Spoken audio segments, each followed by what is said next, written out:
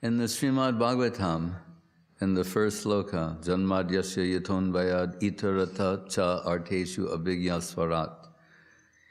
Itaratas word is used there, and later it appears in the so-called 4 nutshell slokas of the Bhagavatam in the second canto. And what we can say in this regard is that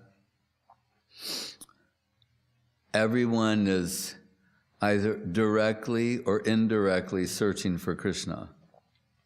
В самом начале Шримад Бхагаватам, в самой первой шлоке, используется это слово «итараташ». И далее это же самое слово используется во второй песне Шримад Бхагаватам, в так называемых 4 главных шлоках Бхагаватам, где изложена вся суть в 4 стихах.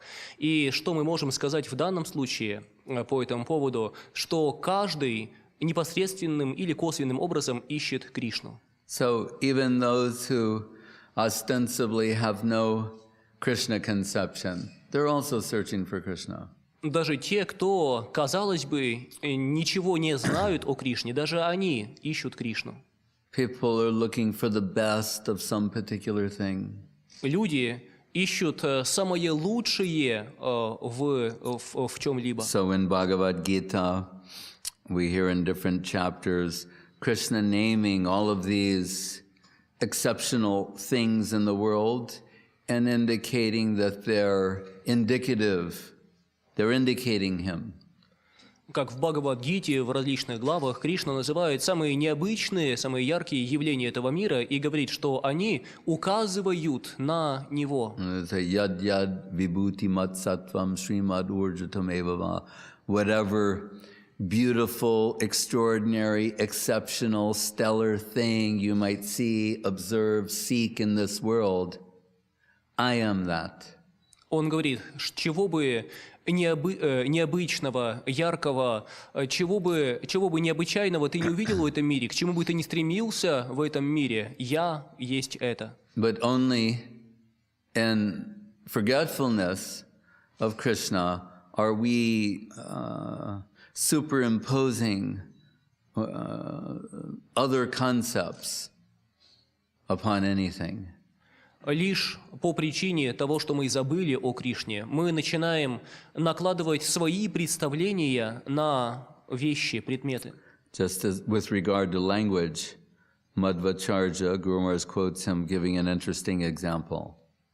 Например, Мадхвачарья, Шрила Гуру Махарадж цитирует, как Шрила Мадхвачарья приводил интересный пример.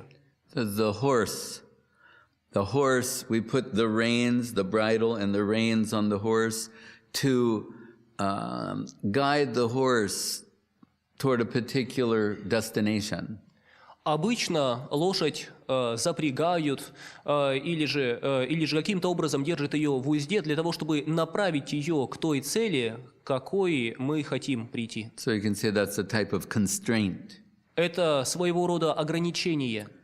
But if we liberate the horse from all constraint, remove the reins, then the horse will proceed according to its own innate compulsion. Но если мы освободим эту лошадь, освободим ее от этой упряжи, предоставим ей свободу, то она начнет стремиться, пойдет в ту сторону, в какую считает нужным, согласно своему внутреннему побуждению. So Madhvacharya is saying the reins and this and parallel upon language are what we've in consensus, we've constrained words to indicate certain things within the limited world.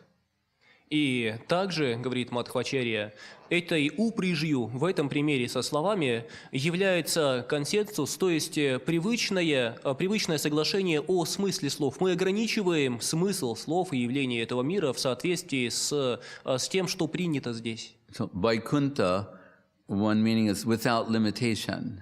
Одно из значений Вайкунха – без ограничений. So we're limiting the meaning to make it valuable in relative, local, objective context. То есть мы накладываем свои ограничения на смысл чего-то, а для того, чтобы сделать это более ценным или более пригодным в нашем относительном, локальном, местном контексте.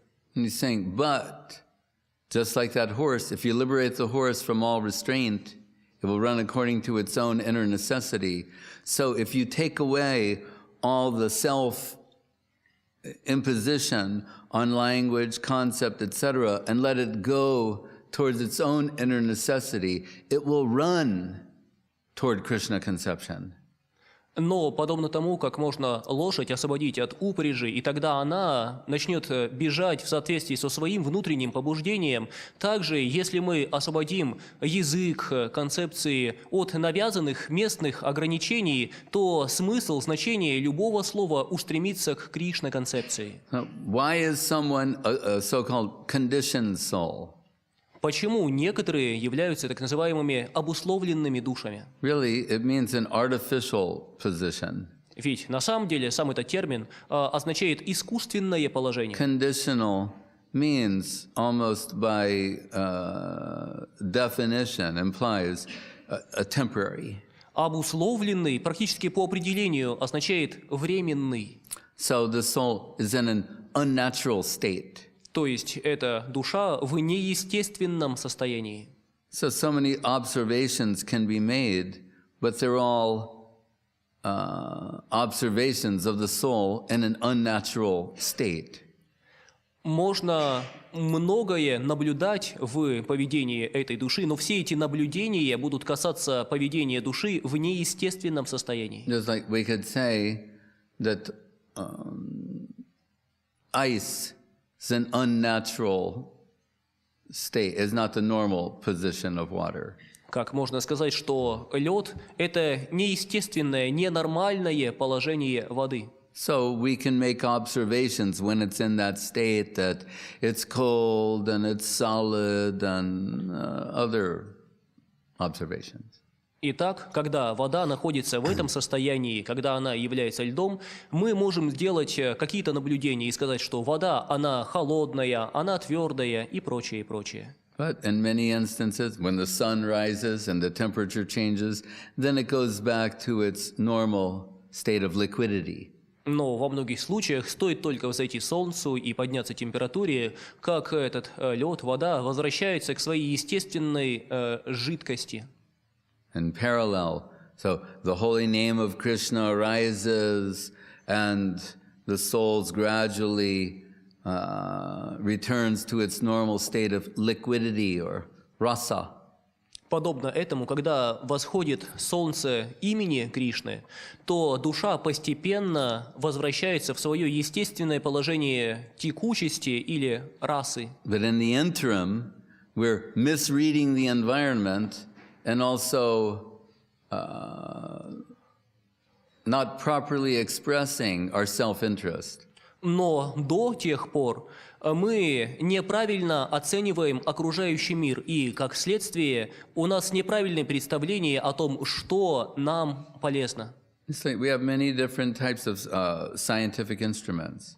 Есть много разных научных инструментов. I have one, like Gurudev had, that reads, you put on your wrist, it's blood pressure, tells you the high and the low and your heart rate. Как, например, у меня есть такой прибор, у Гурудева был подобный небольшой прибор, который надевается на запястье руки, который измеряет кровяное давление и частоту сердцебиения. I saw many times he was put into anxiety because the machine was giving false readings. И я иногда видел, как он начинал беспокоиться, волноваться из-за того, что эта машина, аппарат давала ложные показания. It needed to be recalibrated.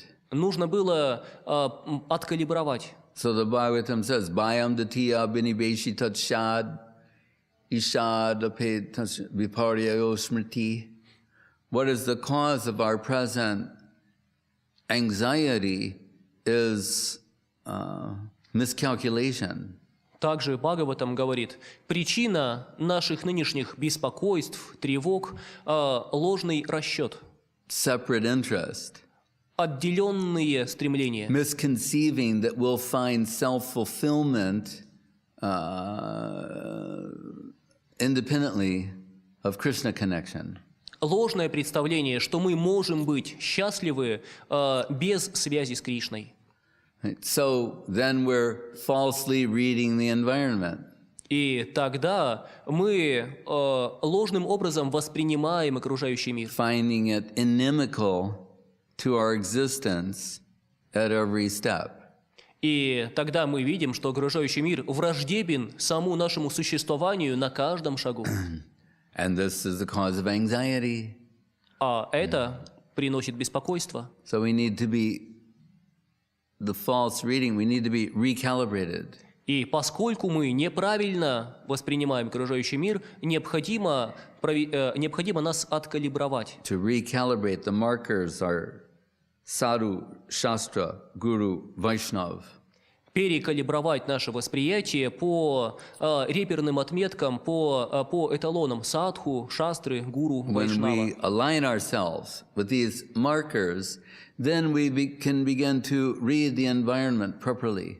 Когда мы перекалибруем себя в соответствии с этими метками, тогда мы начнем воспринимать окружающий мир правильно. And understand, although Krishna may be the Asurakula Nashana, he may be inimical toward the Asuras, he's the dearmost friend of every living being.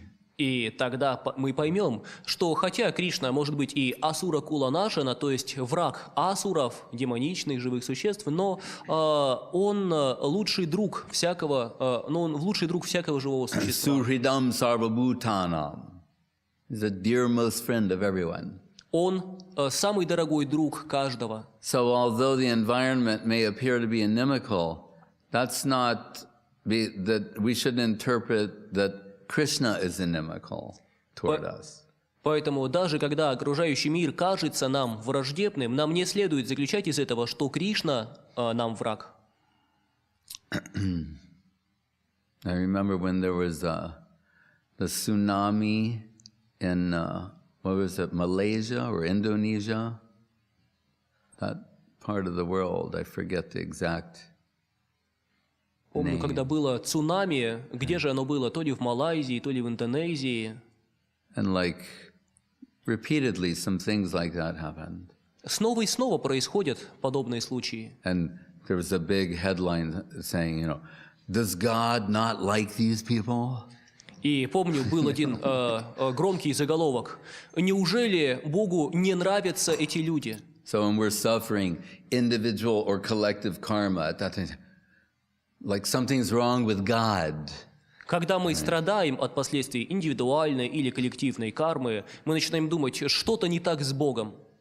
We don't want him to interfere with our independence, but when there are impending karmic reactions or the fruit of karma is upon us, at that time we're saying, what's wrong with God?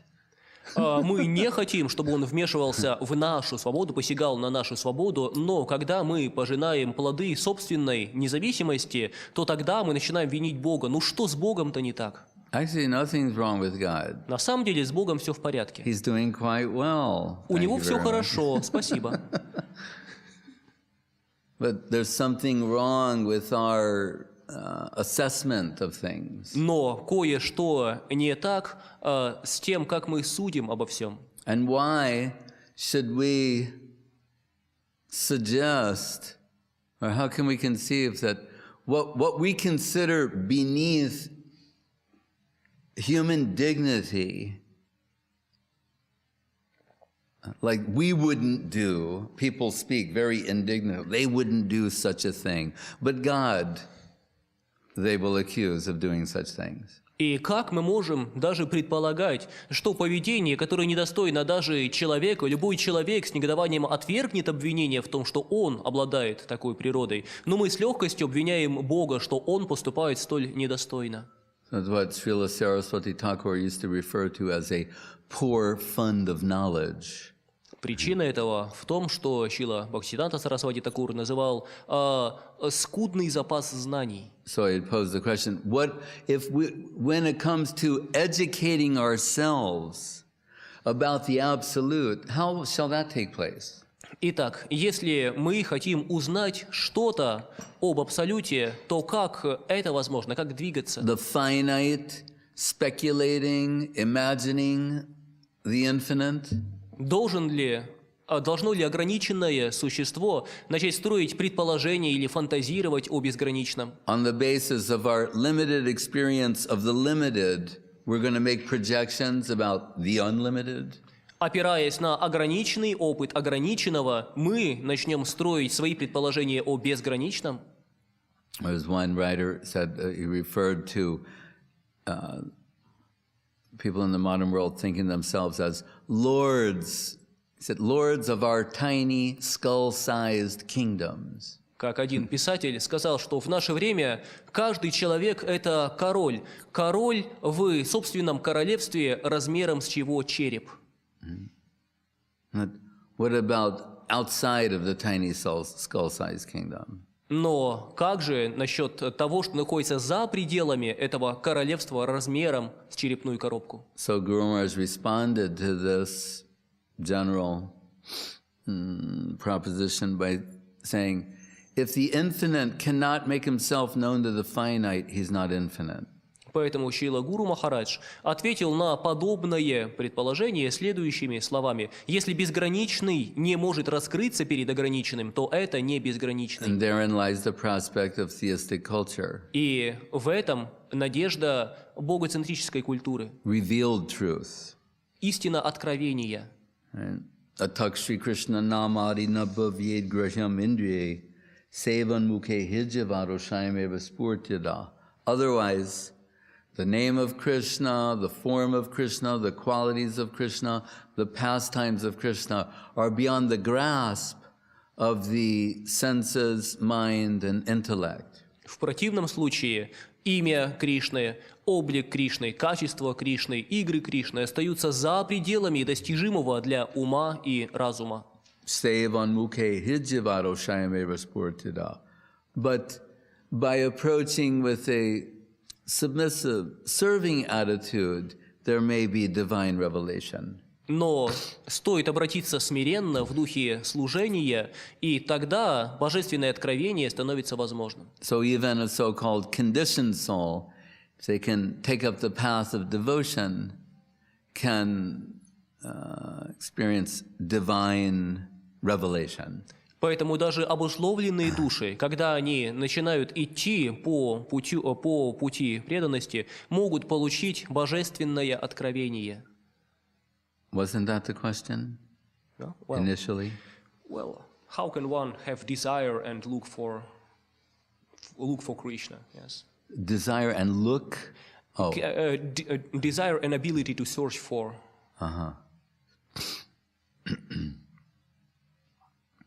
We are informed by Sadhu, Shastra, and Guru and Vaishnav what it is we're searching for.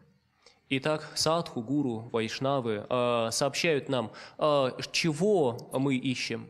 It's like we hear Dhruva Maharaj, when he was a child, he is playing on the lap of his, he went to the father, the king, and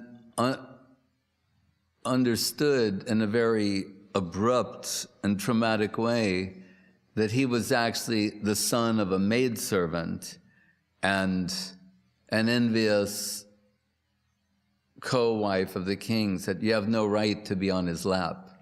Как, например, Dhruva Махарадж. Он был ребенком, играл. Однажды, придя к своему отцу, его отец был королем, однажды, придя к своему отцу и надеясь сесть к нему на колени, он вдруг узнал, причем очень жестоким, драматическим образом, что на самом деле он сын служанки. И поэтому одна из завистливых жен короля сказала Друе: «Ты не имеешь права сидеть на коленях своего отца». And this really gave a slap to his ego.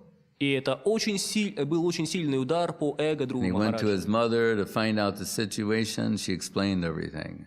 И он пошел к маме для того, чтобы узнать об этом положении, и она все ему объяснила. He's learning the hard facts of life at 5 years of age. Он начал знакомиться с суровой правдой жизни в 5-летнем возрасте. But he's an extraordinary personality. Но он был очень необычным человеком. So he thought, he heard about his father's kingdom, Brahma's kingdom as the Lord of the universe. He said, I want a greater kingdom than that. Он слышал о королевстве своего отца, он слышал о королевстве Брахмы, Творца Вселенной, и он сказал, а я хочу, чтобы у меня было королевство еще больше.